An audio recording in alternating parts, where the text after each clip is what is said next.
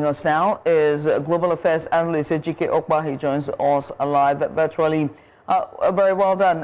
Rather good day to you, sir. Let's get started, Mr. Okpa. Considering the security breach at President Donald Trump's Mar-a-Lago residence, what does this incident reveal about the evolving domestic security threats in the United States, especially around high-profile political figures like the president?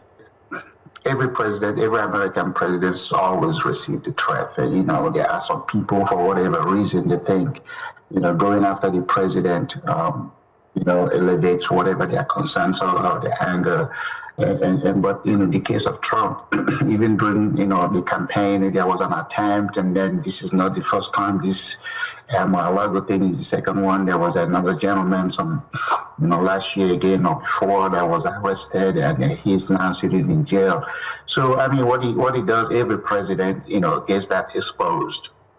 And therefore we Americans, again, there are people who just, whatever policy the president takes, you see they're going to make them angry, and then they're going to want to go after him. And so it's very unfortunate. I don't know what anybody is going to do to stop it, but thank God for the security resources around the president, when he's at home and when he's in Washington, D.C., that took care of this. Now, away from Mar-a-Lago's incident, following the ruling of the Supreme Court of the United States on President Donald Trump's tariff measures, what are the broader implications for executive authority when it comes to trade policy?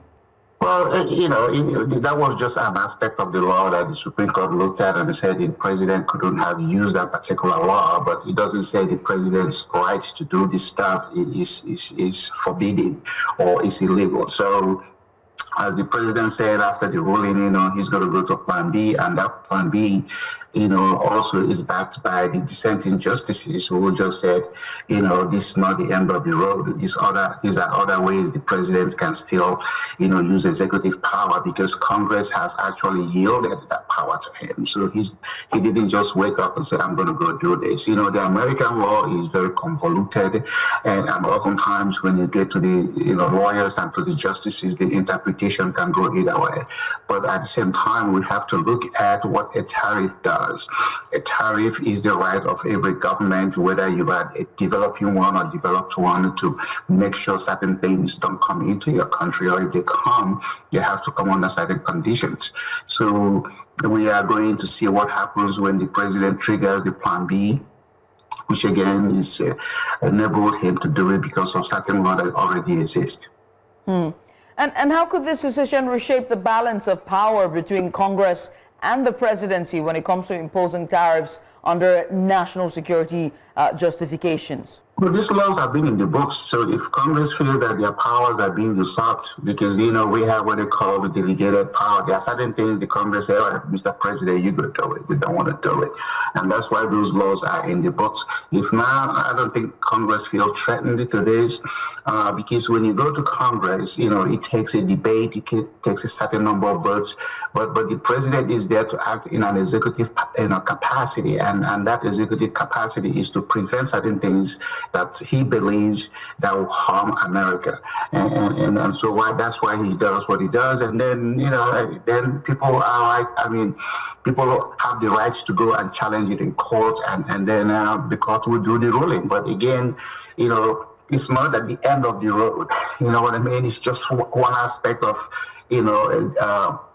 one aspect of a ruling that said that particular law doesn't apply. Now, here we are with another set of laws. So Congress is not going to do anything. It's just, except they now come back and said, make a new ruling, a new law that the president cannot do it, and just say only the Congress can do it. But here is one other thing. When China decides what happens, they don't have a Congress like this. The party president, who is president of China, decides it. In Russia, Putin decides it.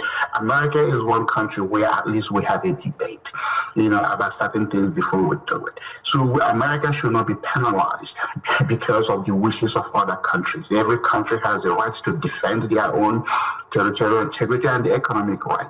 There are certain cars you cannot ship to Nigeria. I think when Obasanjo was there, that if a car is, certain age, you can bring it in. If you bring it in, you go to pay certain.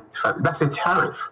So, nobody should be saying, oh, America should be open to everybody. No, America has the right to defend its own economic interest, and that defense is about using tariff where necessary to discourage certain things from coming in. And what impact might the ruling have on U.S. trade relations with major partners? I mean, you just mentioned China now, but let's also put into perspective the European Union, particularly in light of ongoing, global supply chain reliance or realignments. Well, trade is something that, the buyer and the seller have to decide to do. So if anybody feels injuriously affected because of the tariff, go trade with somebody else. But America is still the largest, consumption country in the world. And so I can understand why people want to trade with America. Apart from the fact that we consume, the dollar is still the preferred currency in the world. So what countries are going to do is overlook this stuff and go in and start to make their own case. The Canadians cannot exist without the trade they do with America. Mexico is the same way. China has been given an undue access, but now that America is doing what it's doing, China is feeling it because I think China trade has come down with double digits and it's shocking them.